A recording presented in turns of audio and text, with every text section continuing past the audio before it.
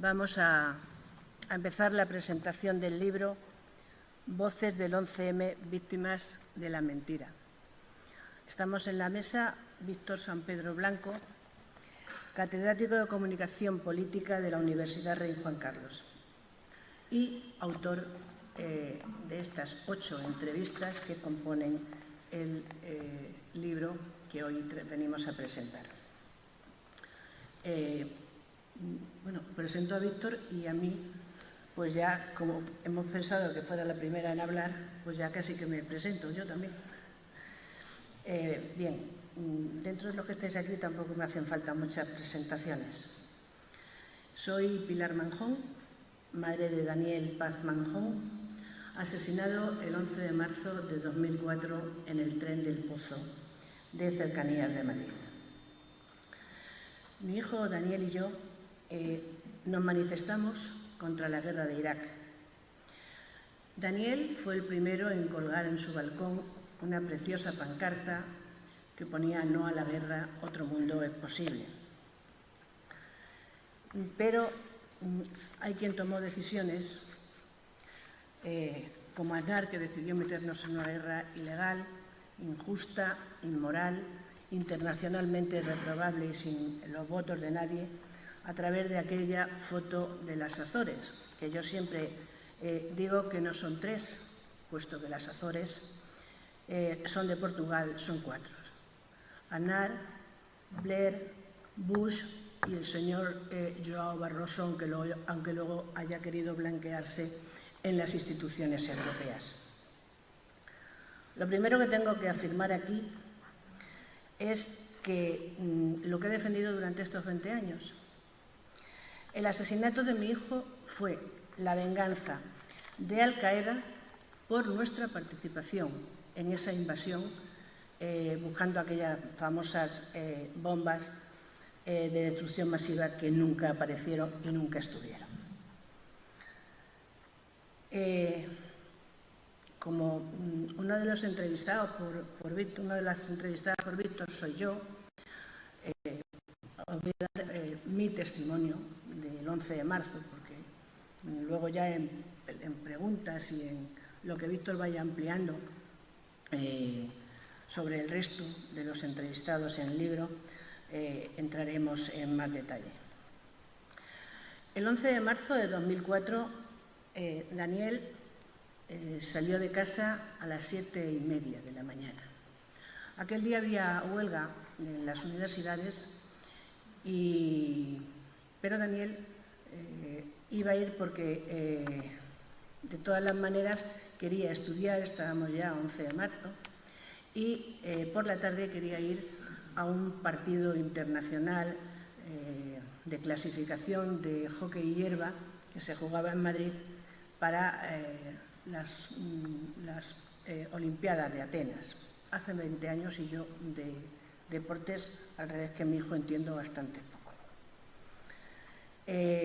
Yo estaba en casa esa mañana, no había ido a trabajar porque tenía un congreso y se empezaba el congreso a las 8:30, con lo cual me dio tiempo de despedirme de mi hijo, de hacerle su última comida, que la llevaba en la mochila y comía en la universidad, y de despedirme de Daniel con su último beso, que ninguno de los dos pensamos que era el último beso.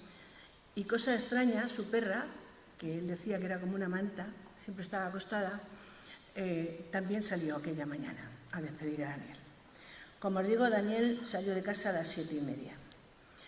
A las 7:37, 7 por ahí, yo estaba oyendo la SER y oí a Iñaki Gabilondo que acababa de pasar algo extraño, todavía no se daban datos, no se decía lo que era, en Santa Eugenia. No sé por qué tuve una premonición. Santa Eugenia está antes de mi casa, quiero decir, es imposible que Daniel hubiera pasado por Santa Eugenia, pero las madres tenemos como una especie de radar.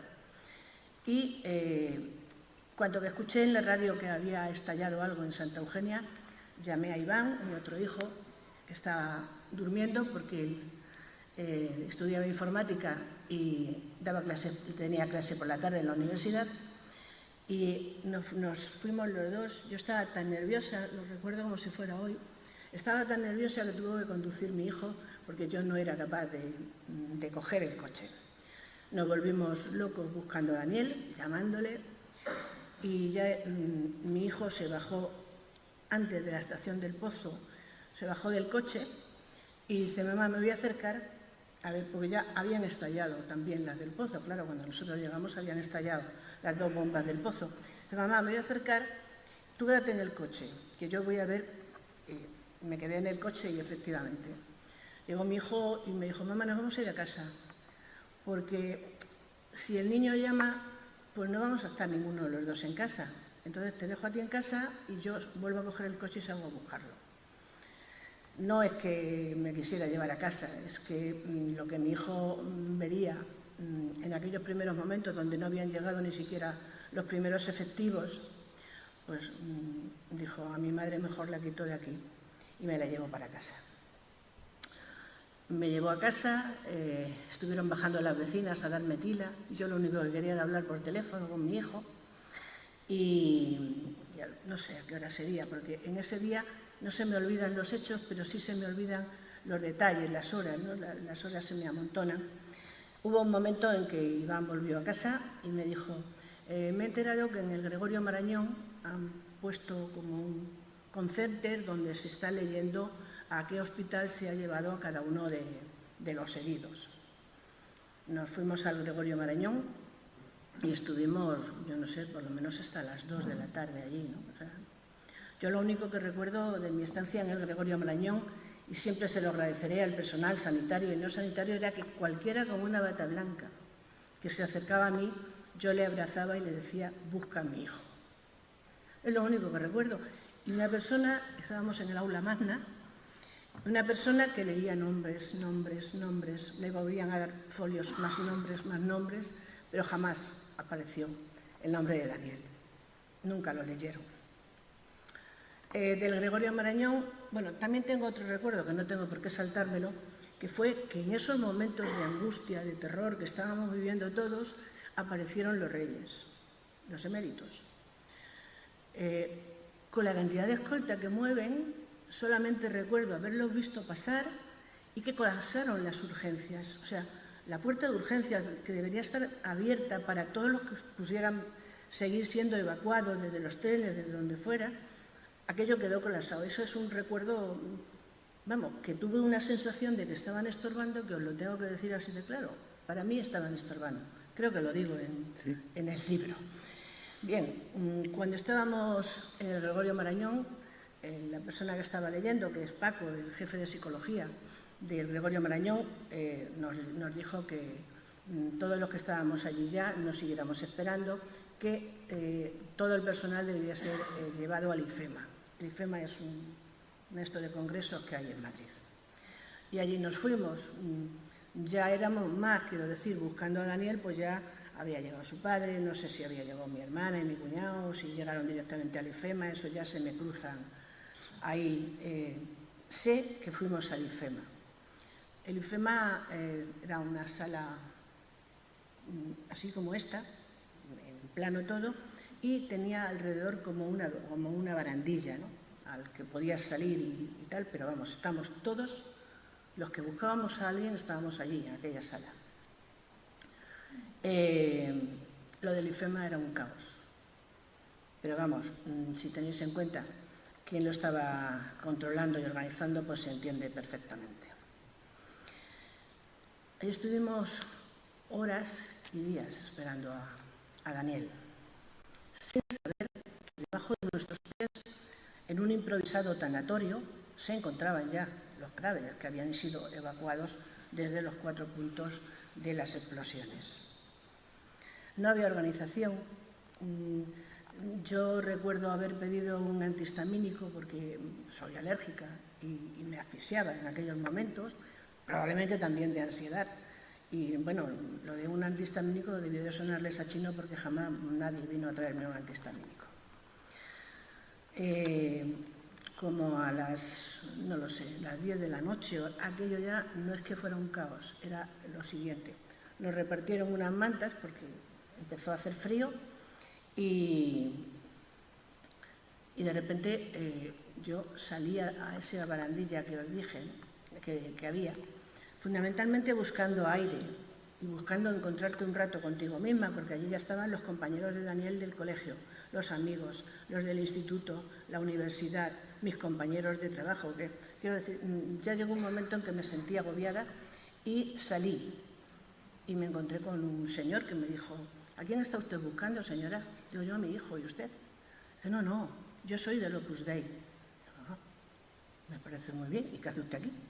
Y me dice: no, hombre, hemos venido a acompañar, porque esto es algo que le ha mandado Dios. Y le digo: pues le dice usted a Dios, de mi parte, que no tengo ninguna cuenta pendiente con él.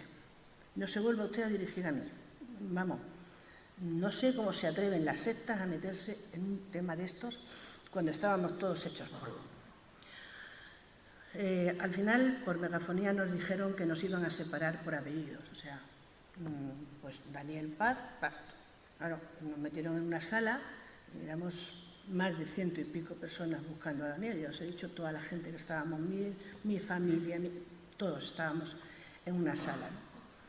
Y llegó un miembro del SAMUR, o de seguridad, no lo sé, y nos dijo que abajo, debajo de nosotros, había una sala donde habían ido poniendo los enseres que habían encontrado en las estaciones de los atentados, que teníamos que bajar a ver en cuál de los montones identificábamos los enseres de la persona que estábamos buscando. Bajamos mi hijo y yo, una sala negra, siniestra, oscura, que había con esos cordones policiales y un cartelito que ponía El Pozo, otro cordón policial, Santa Eugenia, otro Tellez y Atocha. Allí había de todo, es decir, libros quemados, de todo lo que podáis imaginaros. Yo, quizás por defecto, por ser sindicalista, me fijé en que había más de 200 paletas de albañil. Y eso se explica muy fácilmente. Es que un tercio o más de un tercio de las personas que iban en los trenes eran inmigrantes sin papeles, que probablemente llevaban su instrumento de trabajo, la paleta de albañil, para que en alguna estación saliera alguien de los que contratan así a dedo y dice: tú te vienes y tú te vienes. Bueno, eso ya es como experiencia personal, ¿no? La bajada allí. Nos tuvimos que poner, Iván y yo, a buscar entre aquellos 4 montones algo de Daniel. Solo apareció su cartera, chamuscada, pero apareció su cartera. La cartera no llevaba ni el DNI ni los 20 euros que le había dado yo, pero bueno, me imagino que se habían perdido por el camino. De haber tenido mi hijo el DNI, mi hijo habría sido identificado en las primeras 8 horas de estar en el tanatorio improvisado. Pero el carné me lo entregó la policía al cabo de muchos días que me llamaron para darme el carné de mi hijo.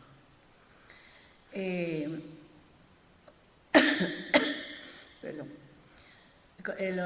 Dentro de los enseres, la cartera de Daniel estaba en El Pozo, con lo cual ya ubicamos que Daniel le habían asesinado entre 15 y 20 minutos después de salir de la puerta de mi casa.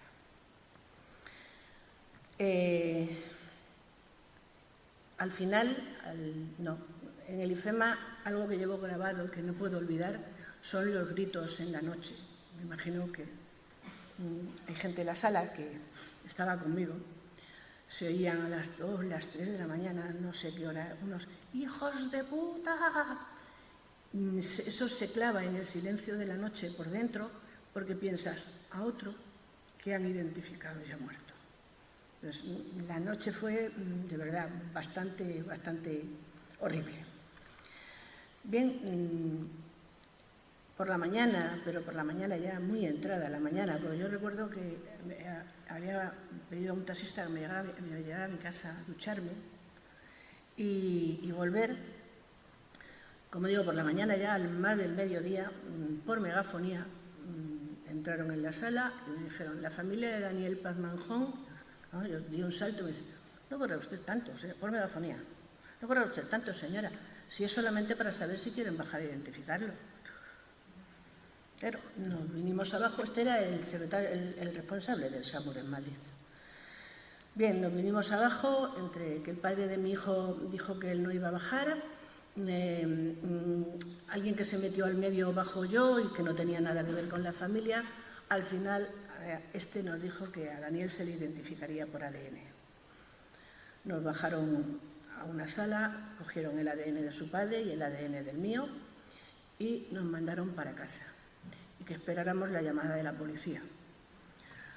La llamada de la policía, que fue a los 2 o 3 días para decirnos que aún no estaba el ataúd de Daniel, y a los 2 o 3 días siguientes que ya podíamos pasar, pero ya no por el IFEMA, sino por el anatómico forense de Madrid.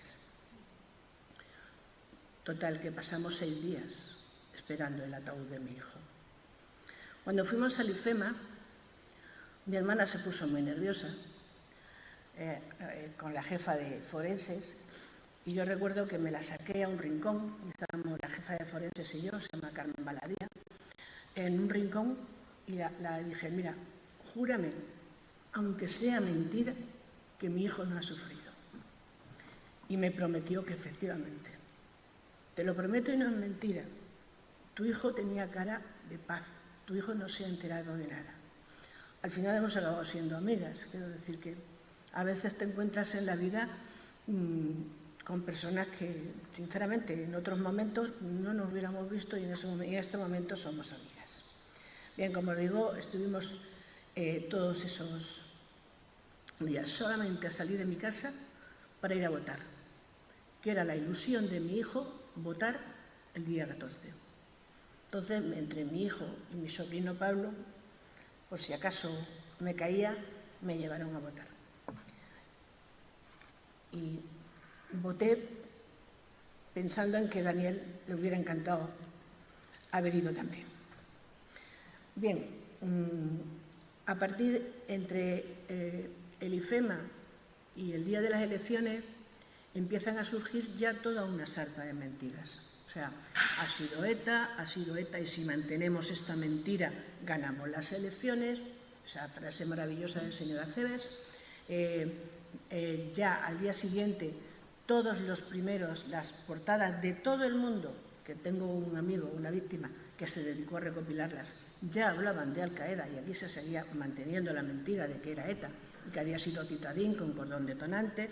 Se llamó a las embajadas para que lo mantuvieran, se llamó a la cabecera de todos los periódicos para que lo publicaran, en fin, y ya empezó a surgir lo que luego hemos denominado teoría de la conspiración. Teoría de la conspiración que yo pagué con creces, por eso soy una de las voces de las que habla, soy una de las víctimas de la mentira de las que habla Víctor en el libro. Bien, como os digo, la teoría de la conspiración siguió, ha seguido, y este 20 aniversario aún hemos tenido que seguir oyendo que había sido ETA y que era Titadín. Bien, pasa el tiempo y se crea la comisión de investigación del 11 de marzo en el Congreso de los Diputados. La comisión de investigación, que nosotros íbamos a concentrarnos al Congreso porque es que no nos dejaban ni acceder a las actas. O sea, las víctimas se estaba investigando por nosotros y no nos dejaban ni acceder a las actas ni enterarnos de qué estaba ocurriendo. Como digo, nos concentramos en la puerta del Congreso hasta que nos mandaron a concentrarnos a Solo. No nos querían ni ver. Y de repente recibimos una carta, pero una carta como amenazante, de esas cartas que me imagino que son un tipo de cartas, en la que nos decía que habíamos sido citados para hablar en la comisión de investigación y que tendríamos cárcel y no sé qué. Eso, ya estábamos constituidos como asociación y eso produjo un debate interno de nosotros por qué tenemos que ir a una comisión de investigación. Si no han querido nada con nosotros, que nos lo den ya investigado, por lo menos que nos pasen las conclusiones. Y unos que sí y otros que no. Y estuvimos así hasta que me vetó el PP. Cuando supo que quien iba a intervenir en el Congreso de los Diputados era yo, me vetó. Entonces, eso produjo que mi entrada en el Congreso de los Diputados se produjera 1 hora tarde. O sea, que si entras, que si dame la carpeta, el señor presidente de la comisión, que era el Paulino Rivero de las Islas Canarias quería cogerme la carpeta para saber qué iba yo a decir. Cuando yo hable, usted escuche, pero yo no suelto esta carpeta que está consensuada y aprobada anoche por mi asociación. Bueno, es que, a ver, los diputados también quieren saber qué va a decir, que no, que voy a soltar la carpeta, que mira, he traído fotocopias y se las reparto a la prensa y me voy a mi casa, pero que no voy a soltar la carpeta para que vosotros fiscalicéis cuál va a ser la intervención. Bien, por no alargarme, la verdad que entrar allí fue para mí horrible. Horrible por las consecuencias y horrible por el trato que me dieron, ¿no? Me tuvieron más de una hora sola en un pasillo. O sea, allí me llevó un ujier y allí me soltaron. Y casi una hora después apareció otra vez el señor Rivero, o Rivera, como se llame, y me dijo que sí, que iba a hablar, pero a puerta cerrada. Yo voy a hablar como el señor Aznar, como el señor Zapatero y como todos los que han intervenido en esta. Y si no, le vuelvo a decir lo de antes, me voy a mi casa. Al final dijeron que podía hablar y iban a ser... Todo esto de las televisiones habían ido, nadie sabía qué era lo que estaba pasando, tampoco nos habían concedido una sala que habíamos pedido 2 días antes para no entrar yo sola, sino ir acompañada de víctimas. Al final, gracias a Gaspar Llamazares, que empezó a hacer invitaciones a las víctimas que estaban en la puerta y su despacho se convirtió en el despacho de los hermanos Marx, pero todas las víctimas que me habían acompañado por lo menos pudieron ver por la televisión que tienen los diputados mi intervención. Como digo, para mí, el estar allí, estar sola, en un ámbito que no es el tuyo, me soltaron en aquella mesa. Yo recuerdo llevaba un fular y solamente sabía liarme las manos al fular, porque no era mi sitio, tampoco sabía muy bien qué estábamos haciendo allí, pero bueno. Pero también lo pagué después.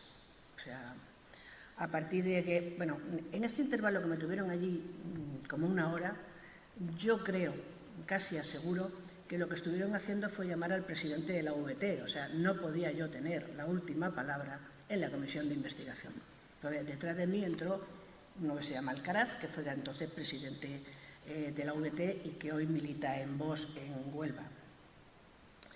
Bien, la salida fue espectacular, no sé por qué, y lo que empezó a los días siguientes fue lo peor, ¿no?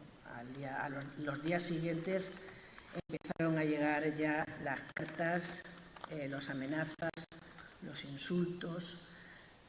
Llegó un momento en que eran de tal naturaleza que hicimos un dossier de tal naturaleza como: parece mentira que una persona, si es que lo eres, que haya perdido a un hijo, si es que lo veías o tenías trato con él, no quiera saber toda la verdad, ya estamos si ha sido ETA o si ha sido Al-Qaeda, de lo que pasó aquel fatídico día del 11 de marzo. Se te tenía que caer la cara de vergüenza como madre, desgraciada, mala madre, mala esposa, de todo, eres una víbora. Solo decirte que siento profundamente el dolor de todos los familiares de los asesinados, menos el tuyo, claro está. Espero y te deseo que te dignes a responder. O sea, encima me exigía, después de ponerme en 3 folios, porque está metido en la Audiencia Nacional. Lo que pasa es que el fiscal Zaragoza no tuvo a bien recoger ninguna de las querellas que puse. Postdata, espero y deseo que te dignes a responderme personalmente tú, valiente. Tienes lágrimas falsas de hipócrita. Un tal Carlos Reyes, larga gloria a todos los fallecidos en los atentados del día 11M y mucha suerte en la vida a sus familiares, menos a ti, claro. Eres tan miserable y rastrera que no se ha atrevido a ir a la reunión con el PP. No sabía yo que era obligatorio que yo me reuniera con el PP, cuando el PP no se ha reunido jamás conmigo. Si al final va a tener razón el que dijo que tu hijo no murió en esos trenes. Ese fue un cachorro del PP, pero viene después. Bueno, cuando estos son perlas, quizá algún día se arrepienta de todo lo que hace y dice, si al final se demuestra que esto no se ha investigado, o por lo menos no se ha investigado bien. No quieren averiguar el motivo real por el que murieron 192 inocentes. Esto es la querella al juzgado. La querella era así, no sé si iban 8 o 10 personas en la querella. Hubo silencio por parte del fiscal Zaragoza, con lo cual no se admitió a trámite. Lo que pasa es que ya cuando empezaron las amenazas de muerte y el dossier era así, decidimos que había que ir al Ministerio del Interior, porque esto ya no era normal. O sea, yo es que salía con miedo a la calle. Fuimos al Ministerio del Interior y el ministro dijo que inmediatamente salía de allí con escolta. Le dije, no, yo de aquí no salgo con escolta porque yo no pertenezco a vuestro gobierno, y solo faltaba que, tal y como me están poniendo, encima yo saliera con escolta de un gobierno concreto. Yo, si necesito escolta, la necesito de la Dirección General de la Policía. Efectivamente, me pusieron durante 8 años escolta de la Dirección General de la Policía. Más todo aquello que te enseñan de cómo te tienes que sentar en cualquier sitio, siempre mirando a la puerta, siempre viendo quién entra, quién no entra. Hubo que asegurar la asociación teniendo un timbre para abrir la puerta. Yo nunca podía estar visible, en fin. Tenía que encender la luz de mi casa para que se pudiera ir el escolta, porque ya sabía que había llegado a casa y echado la llave. O sea, 8 años que no fueron vida. 8 años que no fueron vida. De todas las maneras, en este intervalo surgió también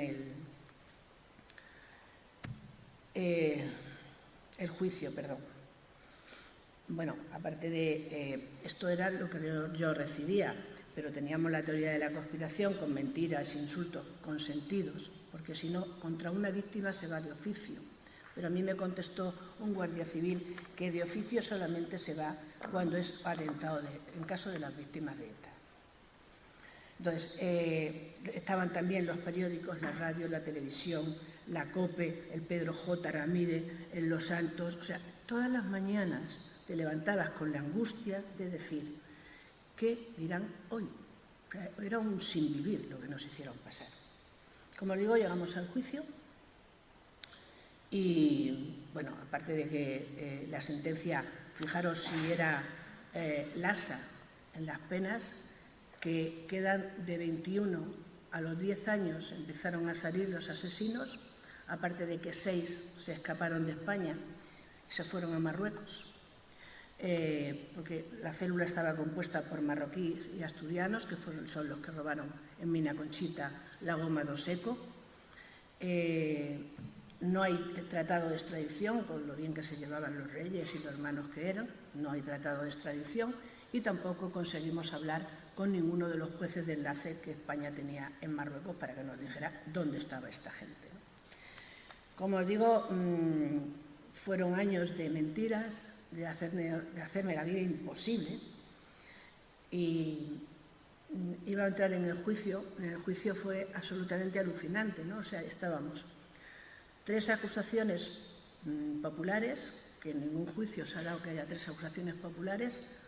Una éramos nosotros representando a más de 1.500 víctimas y las otras 2 eran la VT y la ayuda al 11M, que representaban la teoría de la conspiración. O sea, todos los días colaban alguna pregunta de aquellas 150 preguntas que publicó El Mundo, que claro, vosotros no las leeríais, pero las víctimas estábamos ávidas de información. Cada día intentaban colar 1 o 2 mentiras. De hecho, hubo uno de los abogados que se le expulsó de sala porque intentó demostrarnos que el detonante era una cosa que él llevaba en la mano y resulta ser que aquello era algo de una lavadora. O sea, al límite que se llegó en el juicio. Bien, os decía que de los 21, el juez del Olmo se puso enfermo y la jueza que le sustituyó no firmó la prórroga de Saed Belhat, uno de los imputados, para seguir en prisión provisional otros 2 años, con lo cual tuvimos que convivir en el juicio con la pecera y con todos aquellos que ya habían cumplido los 4 años de cárcel y por lo tanto tenían que estar fuera, porque no se puede estar más de 4 años en prisión preventiva. O sea, con ellos compartíamos la máquina del café, la zona donde podía salir a tomar un rato el aire. Espantoso, o sea, espantoso. Y la pecera, además, todos los de la pecera riéndose de nosotros, las víctimas. Bien, como os digo, el juicio se alargó, pero durante el juicio no penséis que cesaron. A mí, bueno, me destrozaron el coche, y eso que yo siempre aparcaba en la parte que teníamos seguridad, o sea, yo tenía permiso para dejar ahí el coche. Y fue ya cuando empezaron a llegar los insultos más repugnantes, ¿no? O sea, Pilar Manjón es una puta oportunista subsidiada por la izquierda etarra que brinda con quienes desmembraron a su hijo. Pilar Manjón, ¿qué se puede esperar de una mala madre que hace negocio apoyando la impunidad de los asesinos? A Pilar Manjón le tocó la lotería. Esto se lo copiaron a Esperanza Aguirre.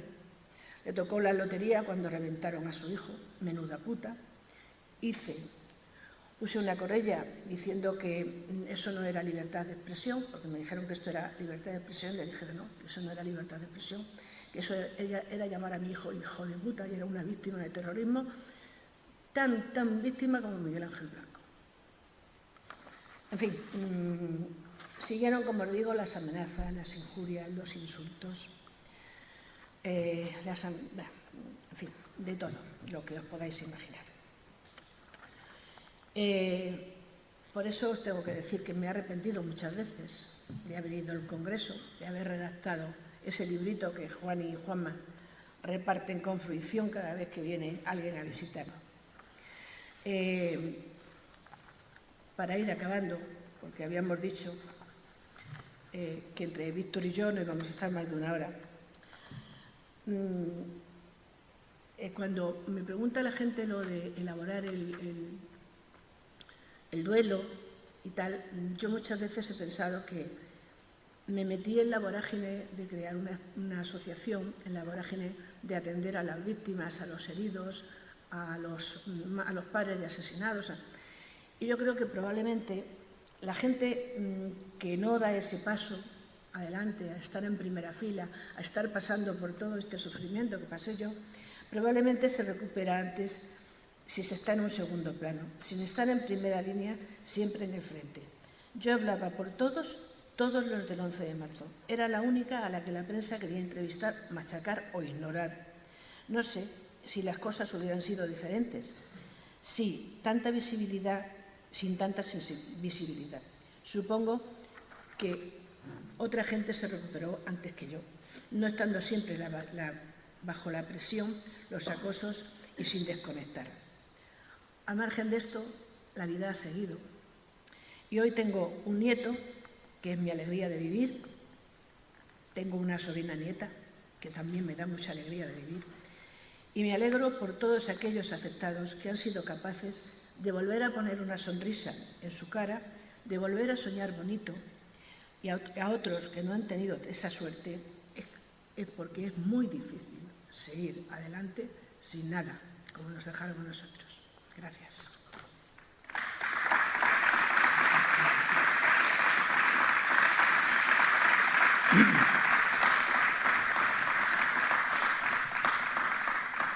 Muy buenas tardes. Muchísimas gracias a todas y a todos los que habéis venido hoy. Por supuesto, al Ayuntamiento, alcaldesa.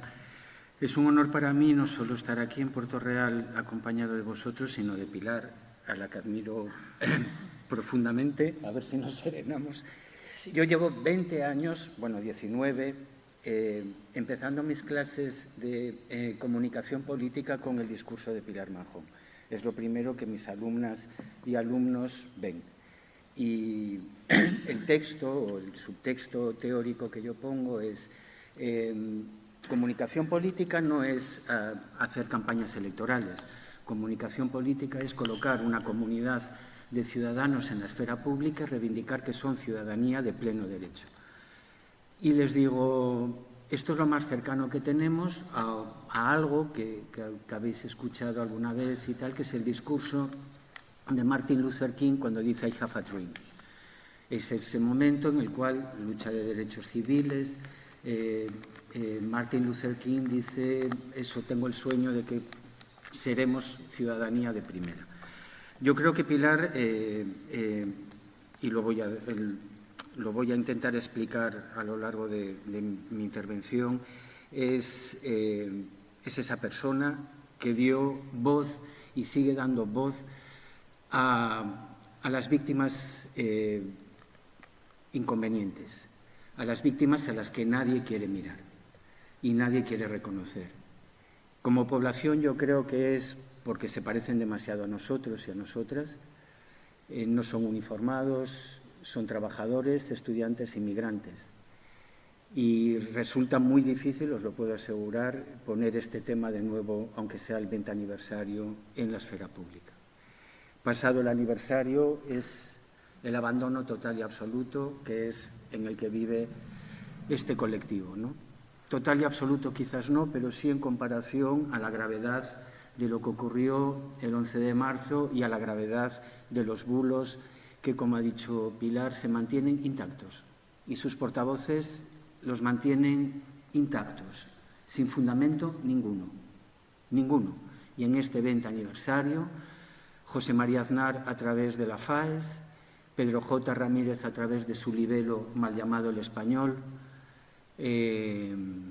Los Santos, don Federico a través de sus ondas, han seguido emponzoñando exactamente con los mismos infundios y siendo repetidos por otra cohorte y nuevas generaciones de pseudoperiodistas que tienen mucha más voz y proyección que nosotros.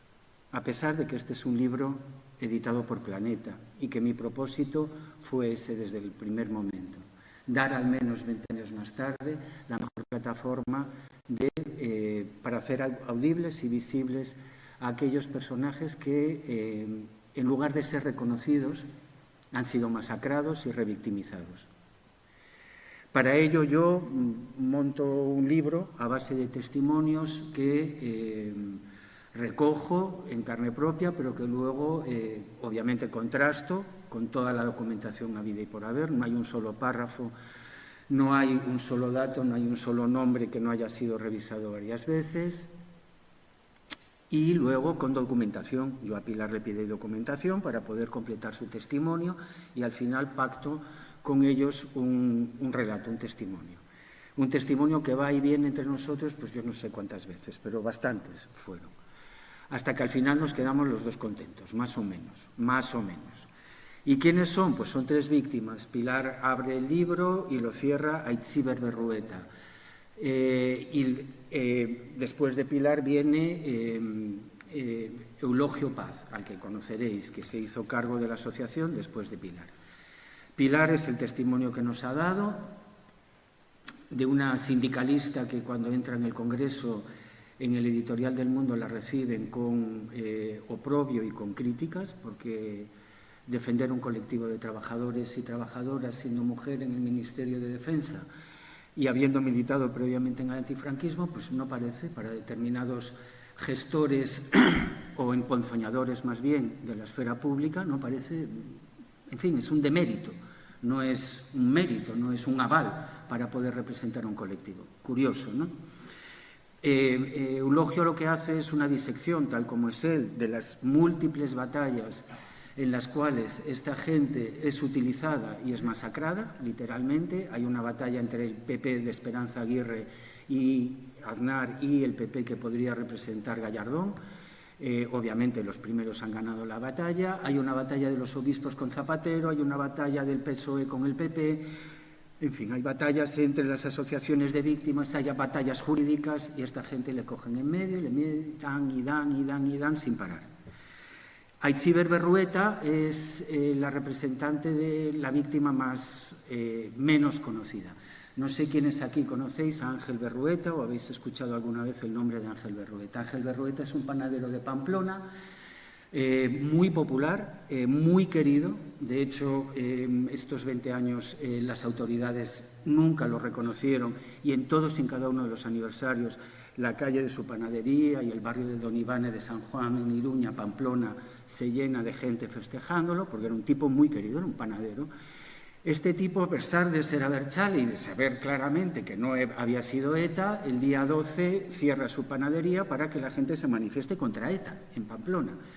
No, pero parece que una vecina no estaba contenta con aquel gesto, no le parecía suficiente y entonces le interpela con un símbolo que pone, bueno, un pequeño papelito, un gran papelito que pone ETA no, ETA es ETA en euskera, no, y le exige que lo ponga que lo ponga en su panadería. Entonces Ángel le dice no.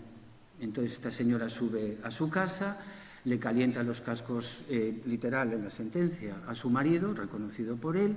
El marido es un policía nacional, escolta de Jaime Ignacio del Burgo, un diputado de UPN que además escribió un libro sobre teorías conspiranoicas llamado Titadine, luego entraremos a ello, lo del explosivo.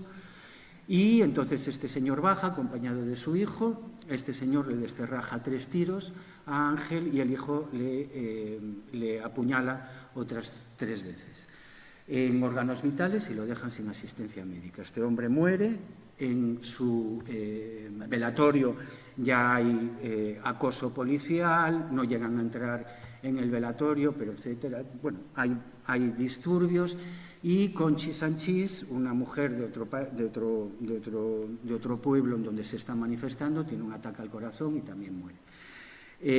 Ángel es la víctima 193 del 11M. Y es la víctima que expresa claramente que el 11 de marzo del 2004 nació un discurso de odio que discrimina a la ciudadanía de este país y le imputa directamente ser un terrorista, ser un cooperador de la violencia, que obviamente la violencia armada en este país solo puede ser roja, de izquierdas y separatista, la España roja y rota. Entonces, esto se va asentando y yo cuando presento el libro recibo a jóvenes periodistas y no tan jóvenes que me preguntan: ¿y usted cree que este bulo tan serio y tal estaría hoy... podría asentarse en la opinión pública? Yo les digo: ¿has leído hoy los medios de comunicación? Porque yo hoy he leído en muchos titulares llamarle a tu adversario político terrorista o golpista. Esto se ha normalizado. No lo digo yo, no lo decimos solo nosotros, estas 3 voces de víctimas. Lo dicen 3 periodistas, tan distintos como José Antonio Zarzalejos, un periodista conservador, entonces director de la ABC, lo dice Gumersindo Lafuente, un señor de izquierdas que estaba dirigiendo El Mundo.es, la versión digital del Mundo, y que es uno de los pilares del diario.es, y lo dice José Antonio Martínez Soler, que es de 20 Minutos, que es el único medio de comunicación que tituló el día 14 11M, fue Al Qaeda. 20 Minutos lo titula, sus compañeros de profesión 20 años más tarde siguen sin reconocérselo, por algo será porque pone en evidencia que ninguno de ellos lo hicieron, y 20 Minutos lo logra porque son periodistas de raza que llevan mucho tiempo. Está Ignacio Escolar, está el padre de Ignacio Escolar, actual director del diario.es, Arsenio Escolar, está Martínez Soler, que era el que hacía las entrevistas electorales cuando Aznar pugnaba para desbancar a Felipe González y al cual Aznar le prohibió trabajar en España. Después, le vetó poder trabajar en España. Entonces, esta gente tiene que buscarse otros empleadores. Y sí, Aznar explicó a Adolfo Suárez, porque estamos hablando de un periodista de muchísimo calado, le explicó, y que mediaba por Martínez Soler, porque le decía: pero hombre, José María, que no pueda trabajar en ningún medio de comunicación español es un poco duro, ¿no? Resulta que le había incomodado una pregunta que le hizo sobre el sistema monetario europeo, del cual él no tenía ni idea. Dice Martínez Soler que debió de ser eso. La respuesta de Aznar fue: tengo derecho a escoger las caras que veo en televisión española. Es un buen ejemplo de la capacidad de control que tenían sobre los medios de comunicación estos conspiranoicos. El gobierno de Aznar mantiene férrea las riendas hasta el punto de que cambian los titulares el mismo día 11 de los principales medios de comunicación para que acusaran a ETA. Bueno, fundamentalmente por algo que ustedes entenderán perfectamente. A la altura del 2004, todos los grupos de comunicación españoles estaban dando el salto a la digitalización. Con eso ya les he dicho todo. Estos 3 periodistas, 20 minutos logra titular esto, porque sus dueños y su accionariado es noruego. Con esto creo que también ya les he dicho bastante. No se crean que la desinformación es digital. ¿De acuerdo? La desinformación, los bulos, estaban ya presentes en el 2004. Y no cualquier bulo. Simplemente les señalo que hay también otras 2 personas en este libro, que son los testigos que aportaron las pruebas incriminatorias. Sin esas pruebas, sin la mochila que se descubre sin que hubiera explosionado, no habría habido ningún culpable, no habría habido sentencia condenatoria en el peor atentado cometido jamás sobre suelo europeo. Estoy hablando de Juan Jesús Sánchez Manzano y estoy hablando de Rodolfo Ruiz. Juan Jesús es el jefe de los TEDx, de la Unión de Desactivación de Explosivos, y Rodolfo es el comisario que tiene la mala suerte de que tiene que custodiar una mochila que no ha explosionado. Después de jugarse la vida, porque se la juegan, después de haber dicho claramente a las 9 de la mañana, ambos 2, que aquello no podía ser ETA, ambos 2 son retirados de sus cuerpos, de sus carreras, ven truncadas sus carreras profesionales. Juan Jesús sale el mejor parado, jefe de comisaría, siendo uno de los mayores técnicos que existe en Móstoles, o sea, ni siquiera en Madrid capital. Ahora, queridísimo y admiradísimo por todos los miembros de aquella comisaría cuando le conocí. Y Rodolfo Ruiz tiene la mala suerte de luego tener que detener a unos militantes del Partido Popular que golpearon a Bono, al ministro Bono, en la primera manifestación que se empezaron, aquellas manifestaciones que se organizaron justo después del 11M para derrocar directamente a Zapatero, ¿no? Algo parecido a lo que han intentado hacer ahora con las oleadas de la amnistía, y no les quepa ninguna duda de que lo volverán a intentar. Bueno, digo que tiene esa mala suerte. Bueno, a Rodolfo lo inhabilitan, con Rodolfo se ensañan hasta tal punto que su mujer se suicida, su primera mujer. Estos 8 testimonios son una verdad coral, una verdad en la que no sobra ni una sola voz, en la que hay abertzales y hay nacionalistas españoles, muy nacionalistas españoles, en la que hay periodistas de derechas y de izquierdas, en las que hay servidores públicos que, por su código de honor y por su lealtad al cuerpo, no solo se juegan la vida, sino que prescinden de sus carreras y son revictimizados. Yo escribo este libro fundamentalmente para enseñarles, intentar probarles a mis alumnos que podemos parar la espiral de mentiras y que esa espiral de mentiras se para dando voz a aquellos que pagan un altísimo precio por mantener la verdad. Ya está. Esto es todo lo que tienes que buscar. En cada conflicto que tú veas, vete a la sociedad civil, a aquellos que no tienen poder, y mira a aquellos que están pagando mayor precio por mantener una versión coherente y contrastada. No necesitas hacer nada más. No necesitas hacer nada más, solo te tienes que poner a su entera disposición y servicio. Obviamente con todas las precauciones que un profesional tiene, con un protocolo en el cual contrastas todas y cada una de las afirmaciones. Se puede parar un bulo. Se puede parar un bulo si somos capaces de hacerlo y de repetir esa misma enseñanza que nos da Pilar desde hace 20 años. Y no estamos hablando de un bulo cualquiera. Estamos hablando de un bulo que hasta este año, esta asociación es tan potente que ni siquiera había cumplido la primera regla de las campañas publicitarias, que es ponlo en números. Hasta este año ni siquiera habíamos hecho los cálculos de que los atentados del 11M, porque son varias explosiones del 11M de 2004, suponen la muerte de 1 de cada 2 víctimas mortales por terrorismo en Madrid. 1 de cada 2.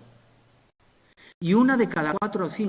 Y no sabemos a nivel de Estado, porque como muy bien dice Pilar, entre 1/3 y 1/4 parte, no lo sabemos, eran migrantes. Migrantes que no acudieron a los hospitales, no fueran a ser detenidos antes que atendidos.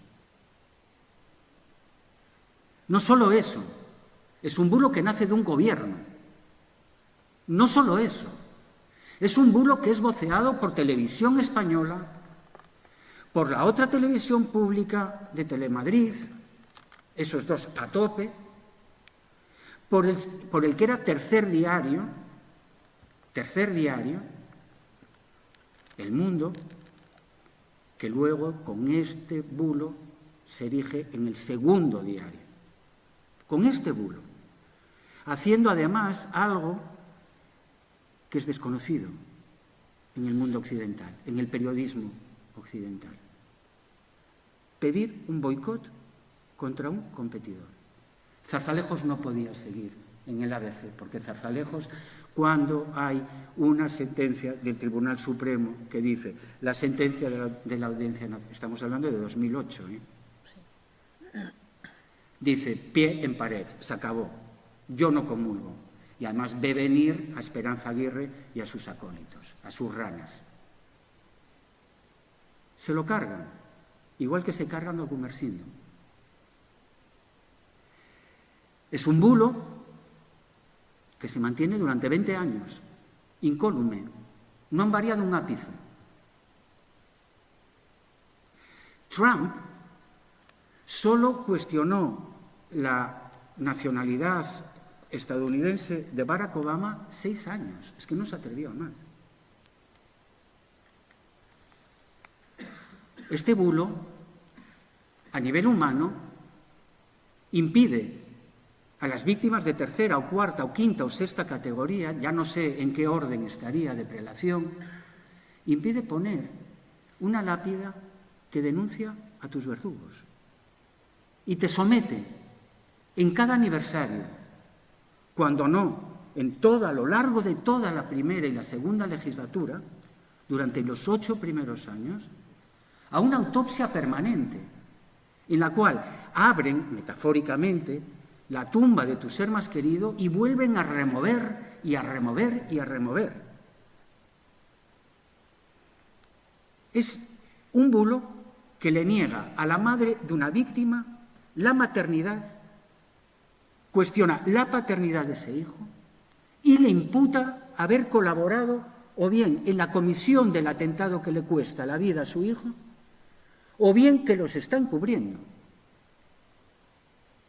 E imagino que tampoco se les escapa que no hay peor losa política sobre tu adversario que decirle que ganas unas elecciones atentando contra el electorado. Este discurso y este polo irradiador de odio lleva funcionando a plena máquina estos 20 años.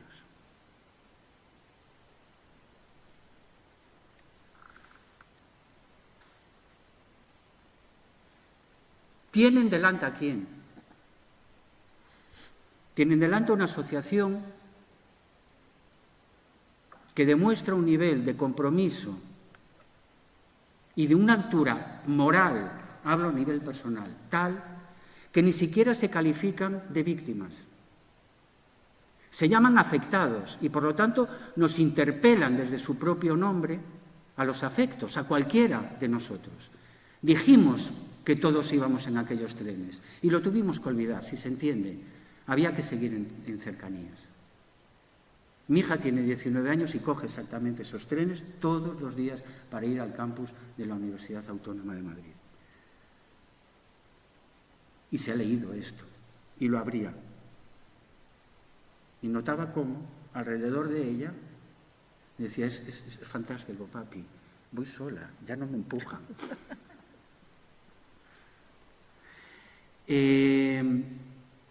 La altura moral es tal que esta gente se llama afectada porque no se quiere hacer la víctima. Porque no se arroga ninguna superioridad moral, no se arroga ningún derecho, por encima de cualquier ciudadano y muchísimo menos por encima de la ley y de la justicia. Pero es que a nivel cívico no parece que estés hablando de españolas y españoles o migrantes. Parece que estás hablando de una ciudadanía que yo, no sé, que militase, no sé, nórdicos, todos de Amnistía Internacional o algo así. ¿Por qué? Practican un internacionalismo solidario y pacifista sin mácula. Escapan de la arabofobia y de la islamofobia desde el primer momento.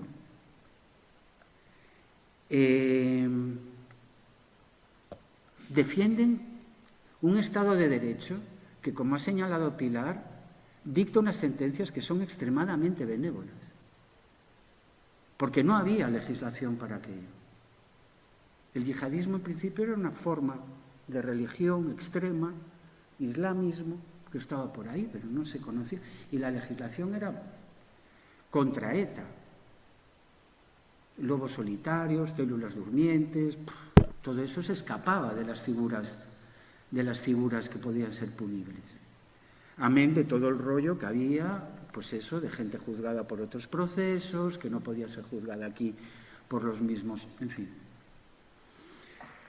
Pero su defensa del Estado de Derecho no es únicamente acatar una sentencia que no es especialmente benévola con ellos, o beneficiosa para ellos, o que les hace realmente justicia a sus seres queridos.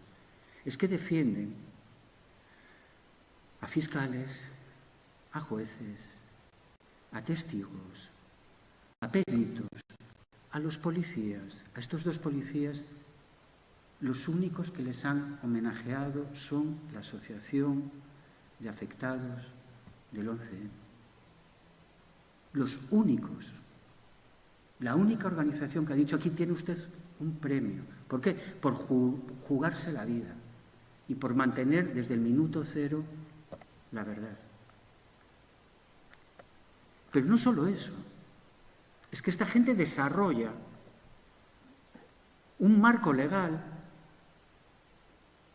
que una vez más prueba que ellos no se arrogan nada en exclusiva, sino que luchan por el cuerpo social herido y por lo tanto piden, exigen y logran que las parejas de hecho tengan exactamente la misma cobertura y la misma ayuda que aquellos que tienen uniones civiles o religiosas. Esta gente exige que a los expatriados migrantes, independientemente de si están o no en el padrón municipal, se les cubra y se les dé los papeles. Es una conciencia cívica que no reconoce fronteras, que no reconoce exclusiones. Bueno, repasen todo lo que he dicho. Precisamente por eso son o bien olvidados o bien revictimizados. ¿Por qué? Y quiero acabar ya con esto, por si hay comentarios y porque dijimos que íbamos a ser breves y no os vamos a engañar, que hace muy buen tiempo ahí. Única y simplemente porque su altura moral, su compromiso cívico, pone en evidencia la indignidad de aquellos que nos gobiernan y aquellos que nos envenenan con mentiras todos los días.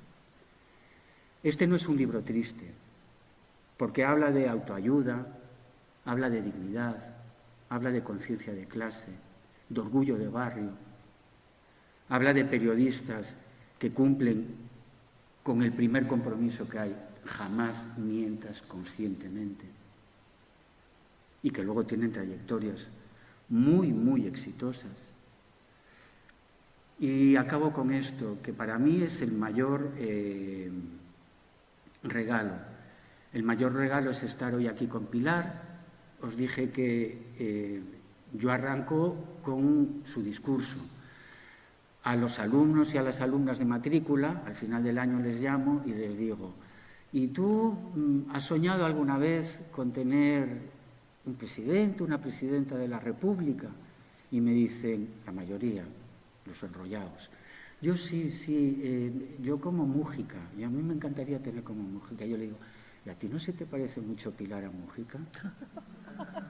Simplemente eso. Muchísimas gracias por estar esta tarde.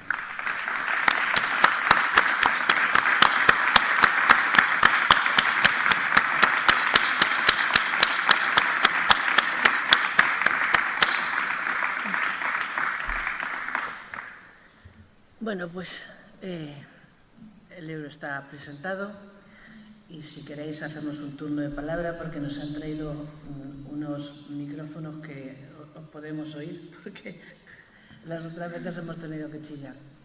Quien quiera hacer algún comentario, alguna pregunta, el resto de los que intervienen en el libro, que tampoco hemos querido profundizar en sus testimonios, puesto que también han presentado el libro con Víctor en otras ciudades. Pues adelante. Solo hemos tenido una hora, ¿no? No os quejéis, ¿eh? Nos hemos ajustado. A ver, hay dos peticiones. Buenas tardes. Arríbate el micro. Sí. Muchas gracias.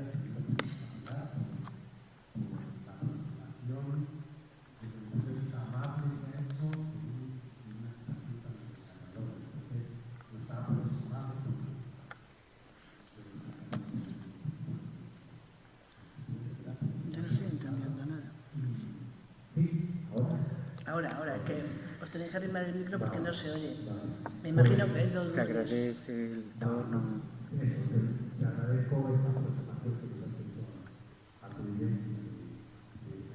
Muchas gracias.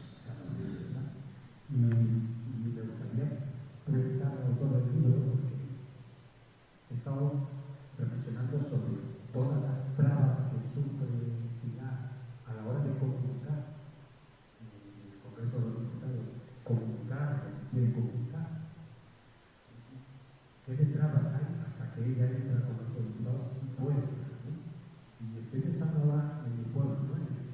En el hecho de que yo, bueno, esa la voy a ir así o no, la tontería comprarla a mirar, ¿no? Y puedo hablarle a ella directamente. ¿Dónde están los canales para dirigirnos? Muchas veces, mañana hablaba con mi padre, de esa, muchas veces, lo que tengo de indignación, de la rabia, ¿dónde están esos canales para dirigirnos a las personas que al final se tienen que tomar decisiones? Hay canales que están totalmente trabados. ¿Cómo lo hacemos los ciudadanos al final para poder dirigir nuestra opinión o poder dar nuestra opinión a las personas? No nos van al final 4 años y damos un voto. Bueno, ¿cómo nos dirigimos a estas personas que tienen que tomar decisiones? O estar, como estamos viendo, me parece difícil. ¿Cómo lo ven al autor? Si existen estos canales, si no existen, si estaban ya no están. ¿Dónde estás tú? A ver, lo que estas víctimas están evidenciando es una mentira ignominiosa, una mentira que, de ser denunciada y expuesta en público, habría significado el final de las carreras políticas y mediáticas que estamos hablando. Final. Estamos hablando de mentir sobre la existencia de armas en un país para invadirlo, estamos hablando de el mismo día 11 engañar al Consejo de Seguridad de la ONU para que condenase. Es que nuestra diplomacia se empleó para eso, para que la ONU condenase a ETA en vez de Al Qaeda, el mismo día 11. Y luego, claro, mentir durante 72 horas antes de los atentados, propositalmente, sacar a 2,5 millones de personas en Madrid, sabiendo que hay un comando yihadista suelto. Es de una gravedad. Entonces, ¿nivel político alto? Ninguno, absolutamente ninguno. Los grandes partidos no quieren entrar a esto. Los partidos con peso parlamentario no quieren entrar a esto.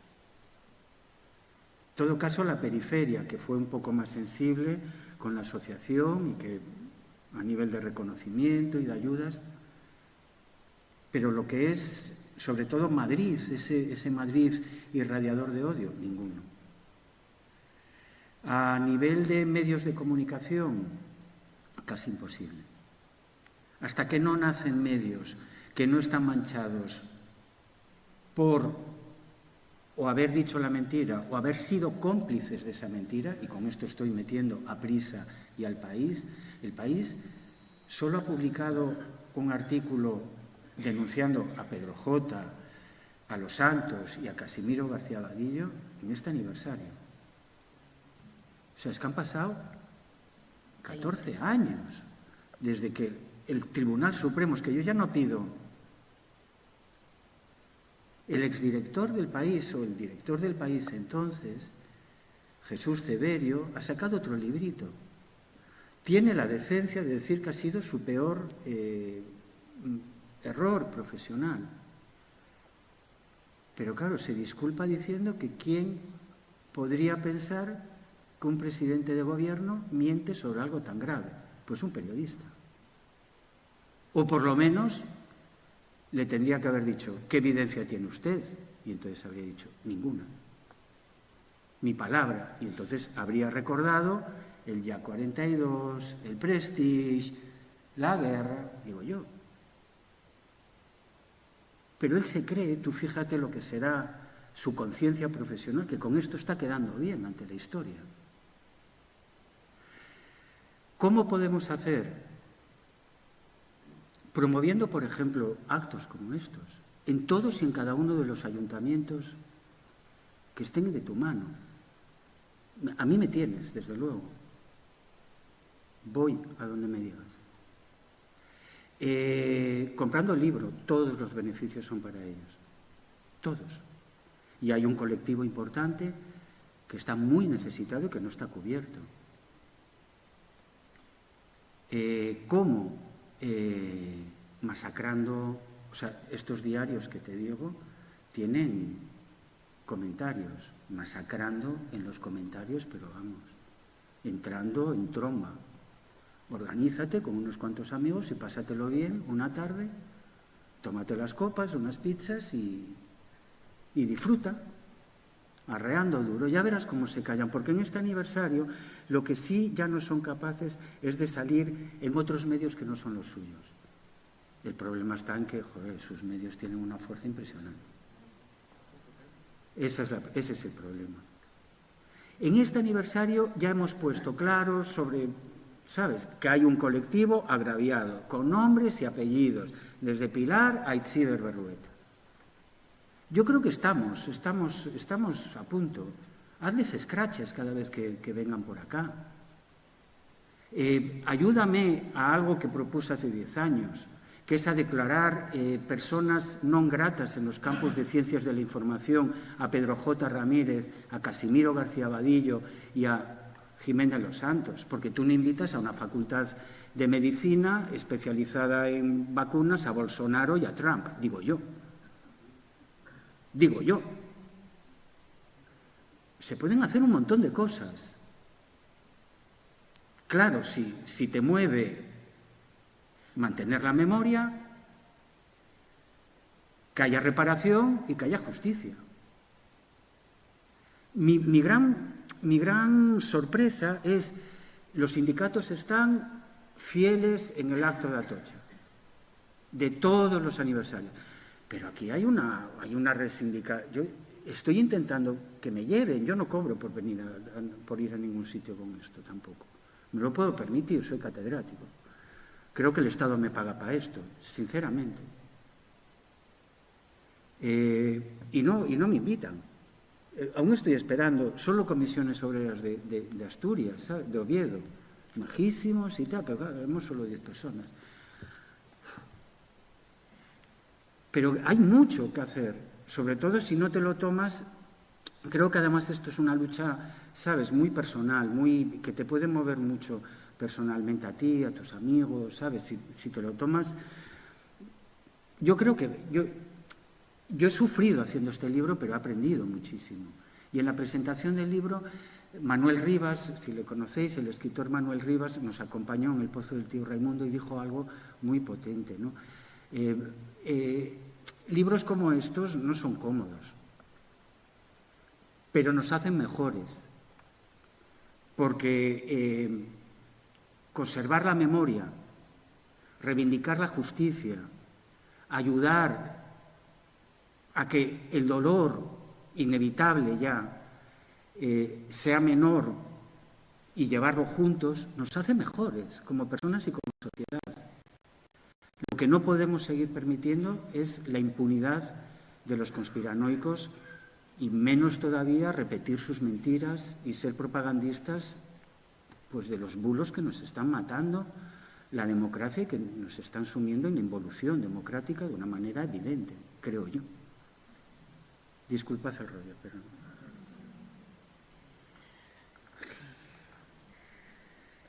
Juan tiene ahí algo.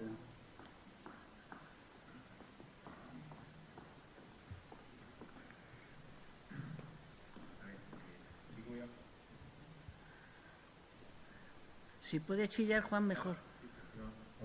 Ahora. Voy a hacer una pregunta y esta forma va embarazada de respuesta.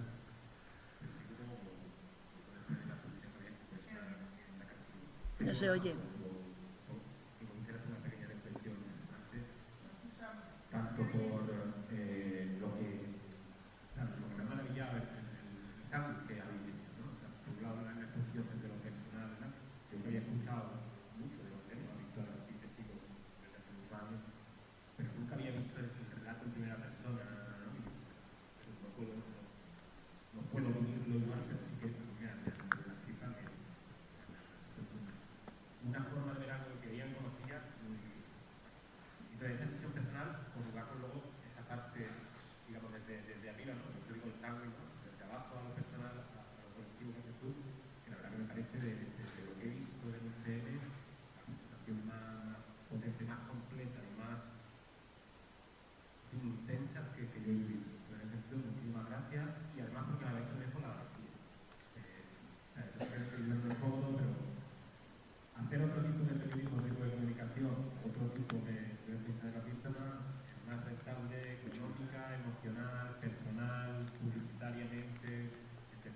Y así está. Y en ese sentido sí que una cosa, esto como digo, con la publicidad, porque además te supone más personalmente tener que poder hacer eso. Pero yo sinceramente, yo no me considero una persona valiente, pero al lado de lo que yo he visto hoy, me considero fascinante. En ese sentido, de verdad, muchísimas gracias porque he hecho una reflexión a la pregunta.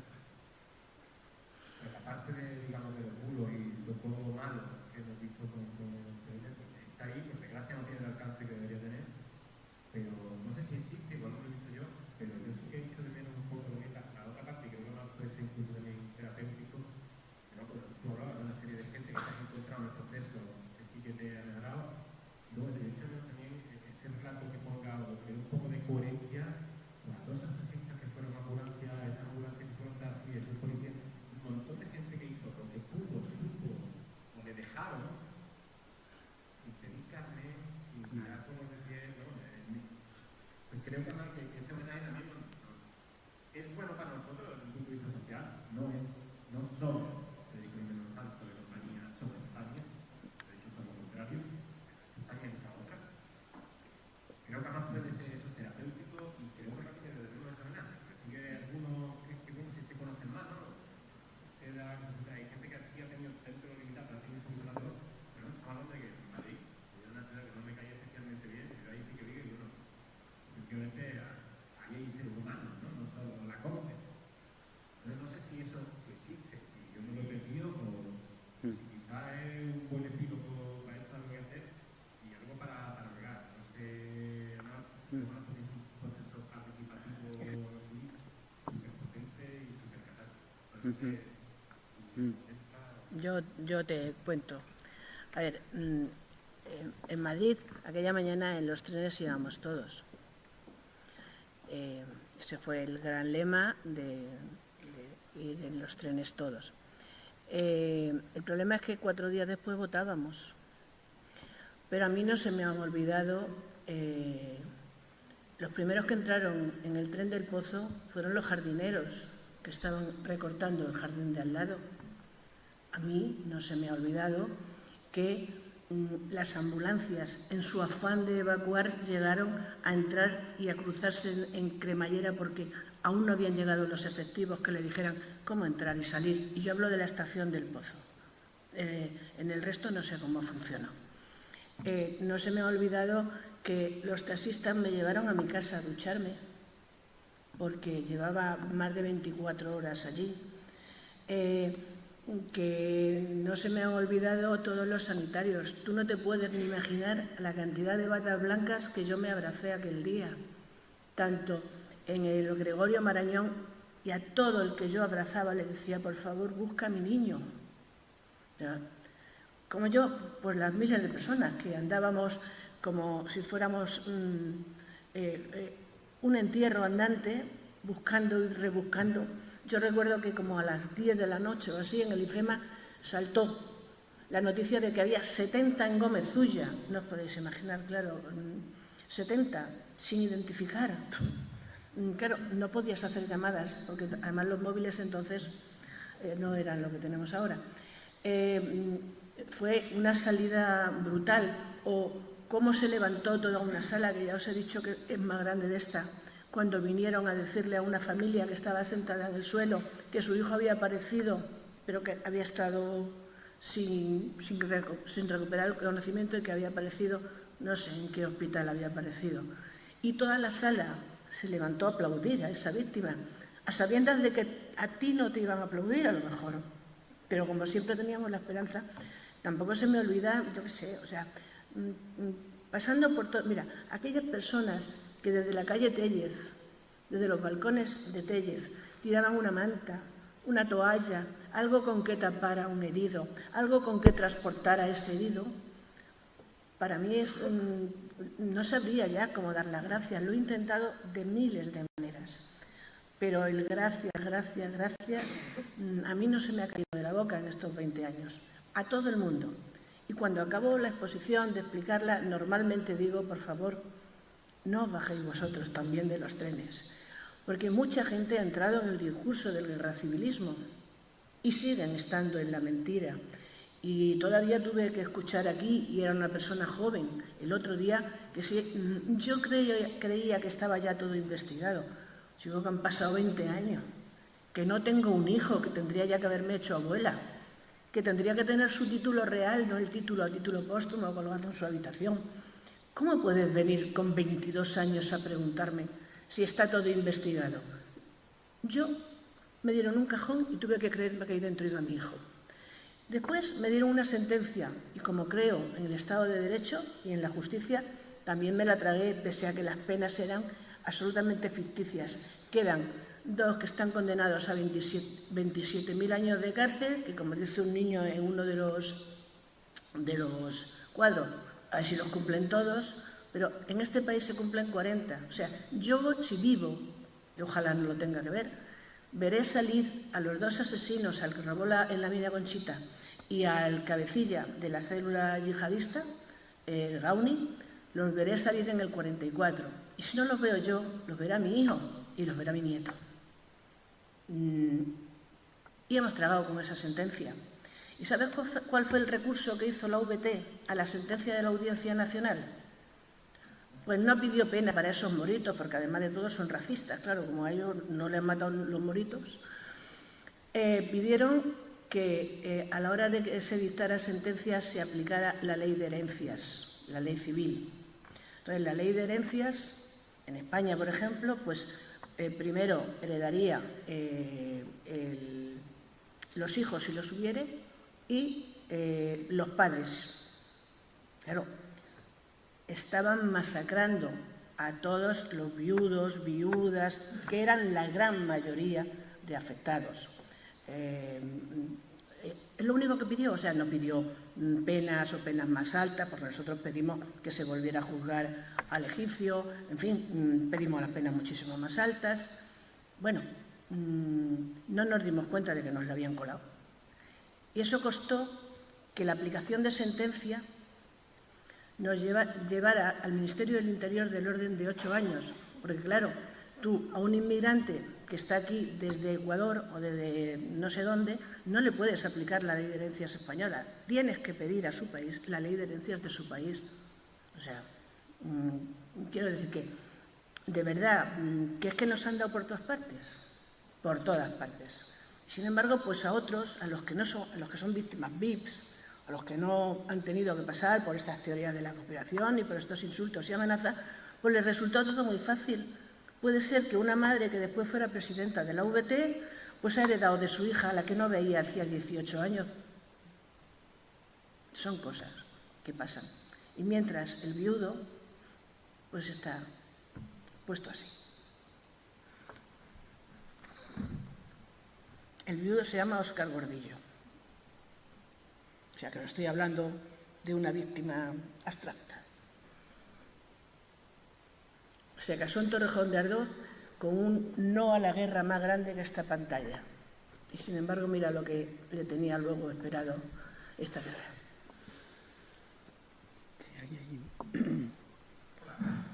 Hola, Pepe. Yo no me entero, estaba allí y no me enteraba, pero espero hacerme notar y enterar sobre esto. Este caballero que está ahí es más dinero que un catedrático de comunicación política de la Universidad Juan Pablo I. Coño, debería ser de otra universidad.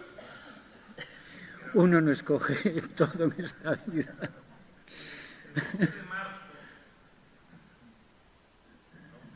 de 2024, le hicieron una entrevista en la que usted dijo: nadie ha pedido perdón por las mentiras del 11M porque nadie les ha obligado a eso.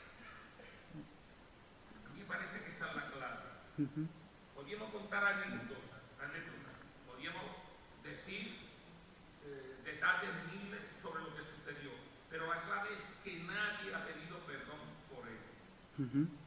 O sea, los canallas, tanto los que propiciaron el hecho como aquellos que los ocultan, siguen estando.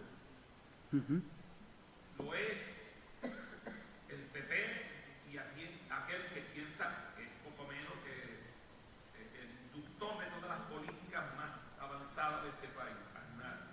Pero también lo es el PSOE, lo es el propio gobierno, lo son todos, porque todos de alguna manera son responsables. Todos son responsables.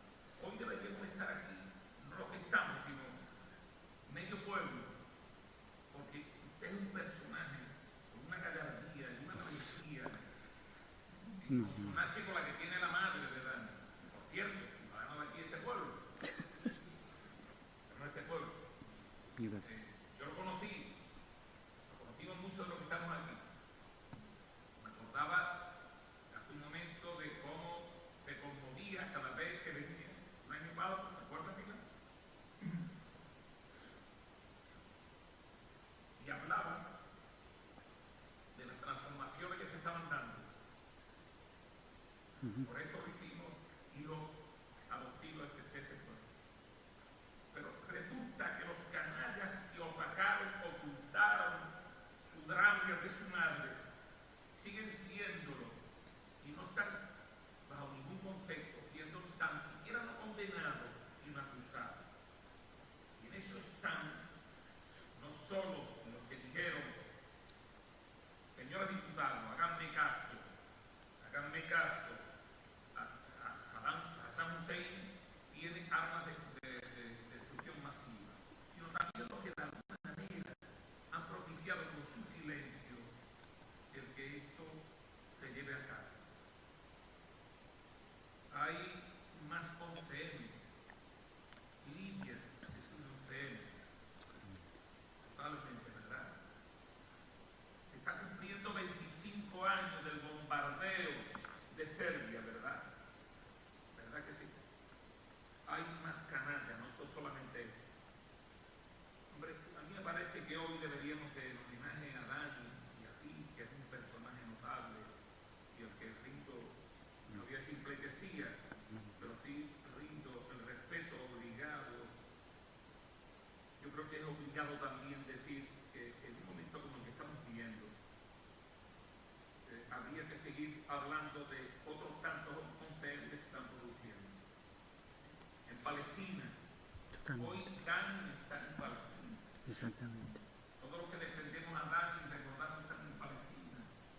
Y los canallas siguen siendo los mismos, incluidos aquellos que dicen representar al más progresista de los gobiernos del mundo mundial, que no acaban de acabar con esa diletante forma de entender la política.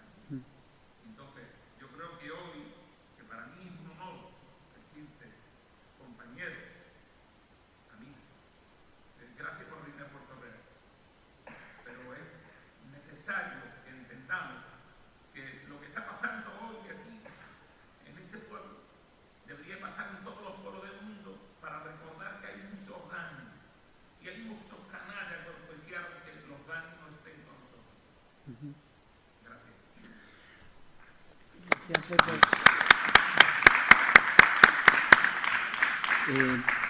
Manolo, gracias por... O Pepe, perdón, ya te he bautizado. Pepe, perdóname la confusión con el nombre. Gracias. En el libro se dice expresamente que los afectados del 11M son como las víctimas de las guerras en curso. Así, como los gazatíes, ¿no? Se les priva de visibilidad, se les priva de historia, se les priva de una biografía, de esa biografía pública, ¿no? Se les priva incluso de contarlos, ¿no? En número, ¿no?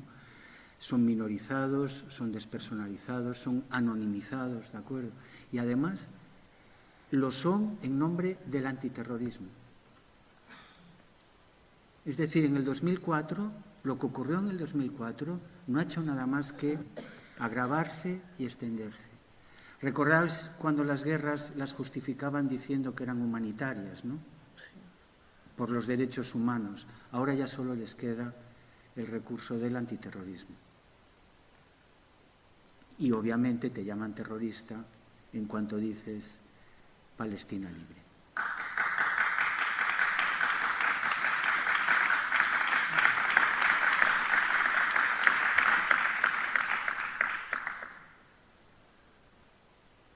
¿Ninguna palabra más? Ah, sí, perdona.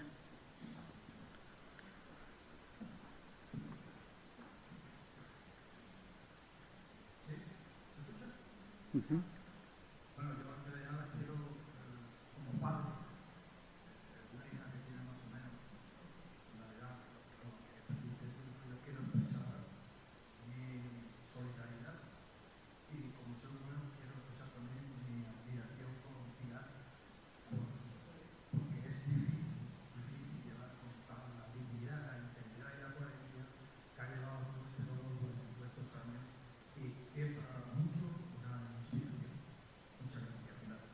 Gracias. Decía Víctor que podemos hacer muchas cosas, sí, que se diferente algo como esto, respecto a los libros, su historia, cada uno en el ámbito que podemos. Nosotros hacemos unas cosillas de que habrá división a estas cosas, pero yo te planteo una pregunta. Se puede legislar también con esto, ¿no? Y en tal caso, ¿sería eficaz esta legislación para que cosas como estas no vuelvan a ocurrir?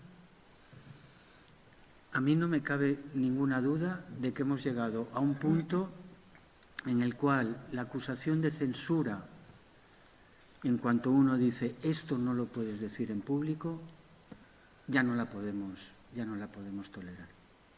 No podemos tolerar que determinada gente siga diciendo lo que dice impunemente, interrumpiendo sesiones parlamentarias, comparecencias ante la prensa, acusando de delitos de lesa humanidad. Es que a estos servidores públicos, a estos policías, les acusaban de un delito de lesa humanidad. Esto no se puede permitir. La única condena legal que hay por el 11M contra los conspiranoicos la consigue Zarzalejos. Claro, es que la consigue Zarzalejos, que tenía un hermano en presidencia de gobierno el día 11 de marzo del 2004. O sea, no estamos hablando de cualquiera. Y que consigue, fíjate, de lo que le dijo a él Jiménez Los Santos, las injurias de Jiménez Los Santos contra Zarzalejos no tienen, vamos, ni un ápice que ver con lo que acaba de leer. No son comparables, ¿no? Habría que legislar, habría que ver también quién va a aplicar esa legislación. Porque en el caso de Rodolfo Ruiz, la sentencia que le inhabilita, o sea, le largan del cuerpo, le hacen pagar una multa por cumplir con su deber, que él detuvo a esos militantes del PP porque incluso otros manifestantes los señalaron y dijeron que son estas personas, y estaba grabado, y le arrearon a Bono. Bono no se presentó. Llamarme por teléfono a mí al día siguiente. No se presentó al juicio. No testificó a favor de Rodolfo. ¿No? Quien consiente miente. Con algo de tanta gravedad que consciente está mintiendo. Entonces tendríamos que tener muy en cuenta quiénes van a aplicar esas leyes, ¿eh? Porque el juez que le inhabilita es un tal juez Hernando, que era un policía, expolicía, bueno, policía todavía, estaba haciendo méritos en la carrera judicial, ¿de acuerdo?, en la Audiencia Provincial de Madrid. Su ocupación previa durante el franquismo era de tener estudiantes antifranquistas en la universidad. Luego, cuando el Supremo anula esa sentencia de la Audiencia Provincial de Madrid, que obviamente pertenecía a las élites madrileñas, masacrando a este servidor público, hay un voto particular discrepante. ¿Sabes de quién es? De Llarena. Si hay algo de lawfare, me callo. O sea, si se puede hablar de lawfare, o sea, de meter en la cárcel a representantes públicos elegidos democráticamente en las urnas, con Amnistía Internacional clamando, y ya no te digo 2 activistas, de los cuales había registro de decir, por favor, todos tranquilos, por favor, tranquilos, vámonos. O sea, ojalá fuera solo hacer leyes.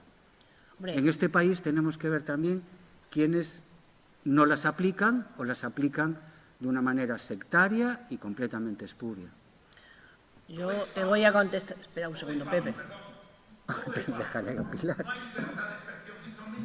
Ya, bueno. No hay una independencia de la del sector judicial. Es falso. Cuando el Tribunal de Orden Público termina como consecuencia de la muerte de Franco, todo el Tribunal de Orden Público pasó al Tribunal Constitucional y al Tribunal Supremo. La judicatura tiene que ver con el modelo de propiedad y de sometimiento que tenemos en este país. O sea, los juristas principales vienen de aquellos que dominan el país en términos económicos y financieros. Es falso. La libertad de expresión es falsa. Eso no es verdad. O sea, los propietarios de los periódicos, aquellos que forman parte del Consejo de Administración, tienen que ver con los fondos de inversión. Y cuando te digo eso, te digo más, de aquellos que en definitiva deciden sobre el destino de todo. Es mentira. Lo de la libertad es una entelequia. Engels decía que la libertad es el conocimiento de la necesidad. Todo es falso. Por favor, hombre, dejémonos de tonterías ya. Bueno, no hacer lo que queramos. Podemos decir que estamos en un país donde la libertad de expresión es mentira, compañero. Lean los periódicos. Una cosa es la libertad de opinión y otra cosa es la libertad publicada. Yeah. Está bien, pero por favor. Voy a contestar yo también a lo de si se puede legislar. Mira, nosotros tuvimos bastantes problemas para proteger a los testigos protegidos. Eso es muy importante. Tiene narices que tengamos que decir esto, ¿no? Quiero decir, cuando tú encuentras a un testigo protegido que ha visto robar en la mina Conchita a Trasorras, al grupo de menores con los que mandaba la dinamita a Madrid en el Alsa, en los autobuses Alsa, encuentras a un testigo por supuesto entiendes que el Estado le va a proteger, por lo menos hasta que lleguemos a juicio o se cierre el sumario. Cuando encuentras a dos personas que han visto estallar la bomba de Santa Eugenia y que prácticamente el mundo y el abadillo ese, no sé cómo se llama, prácticamente las hacen cometer perjurio porque querían que se retractasen de que habían visto a Trasorras en el tren de a Zugier en el tren de Santa Eugenia, pedimos que también se las protegiera. Bueno, al final una de ellas ha tenido que retornar a su país porque cuando dijeron que no, cuando entraron en contacto con la asociación y les dijimos ni se te ocurra que la que acaba en la cárcel eres tú, cuando dijeron que no, como no hay una ley para testigos protegidos, a una de ellas la quitaron el piso, pero la dejaron la deuda, o sea, el banco volvió a vender su piso y ella se ha tenido que ir a su país porque no podía seguir soportando pagar 700 euros de hipoteca que la quedaron sin tener piso. También pedimos que se legislara sobre los alertadores, los filtradores. Los chivatos, los que están que los paga la policía y la Guardia Civil. Confidentes. Bueno, pues había dos confidentes en Asturias. Uno era el Zugier, era confidente de un tal Manolón, que era Guardia Civil, y el que era súper inocentísimo, que es del área de Marruecos también, ese era confidente de un policía nacional llamado Víctor, en Asturias. Pedimos que se legislara, porque ¿qué pasó?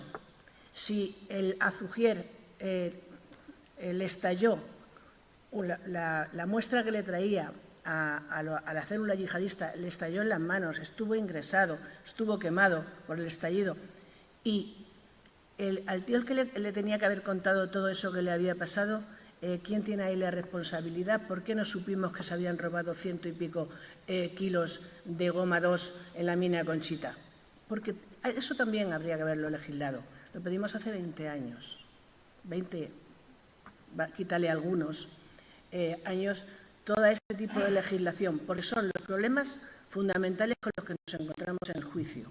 Y era, ¿se pudo evitar? Sí, si la Guardia Civil hubiera hecho su trabajo de controlar las minas, porque 100 kilos no se te caen del bolsillo como un mechero. Sí, se podría haber evitado también. Sí, esos confidentes hubieran tenido un reglamento con el cual tendrían la obligación de haber pasado a las personas de las cuales eran confidentes todo lo que estaba ocurriendo con la unión de las dos células, la asturiana con los explosivos y la árabe, la yihadista, con el tema de la droga, porque el intercambio era droga por explosivos. Entonces, no sabemos cuántos kilos estallaron en las 10 bombas, había 13 puestas, pero desde luego algún kilo todavía anda rondando por este país. No estallaron los 130 kilos que dicen que faltaron de mina Conchita. O sea, algún kilo queda por ahí. El problema es que se descabezó a la célula más importante y que estaba más radicalizada en el atentado, pero lo de las células durmientes y los lobos solitarios, y eso sigue existiendo. Imagínate, si lo has pedido hace 20 años, si has conseguido que se cambie la ley de víctimas y has conseguido que se cambie el Código Penal para que en los próximos atentados, como fue el de Barcelona, ya haya una legislación específica sobre el yihadismo, demasiado hacemos los que no somos técnicos en derecho, que es tener abogados que tampoco sabemos ni cómo podemos pagarlos, pero sí hacer muchas propuestas de ley para que nadie vuelva a tener que pasar por todo el suplicio que pasamos nosotros a partir del 11 de marzo. Gracias. Bueno, pues si no hay más preguntas, yo no veo las manos. Vamos a despedir el acto. Yo le doy las gracias a Víctor por el viaje que se ha pegado desde Madrid, que se levantó esta mañana a las 5:30 en Madrid. Muchísimas gracias por haber venido a todos.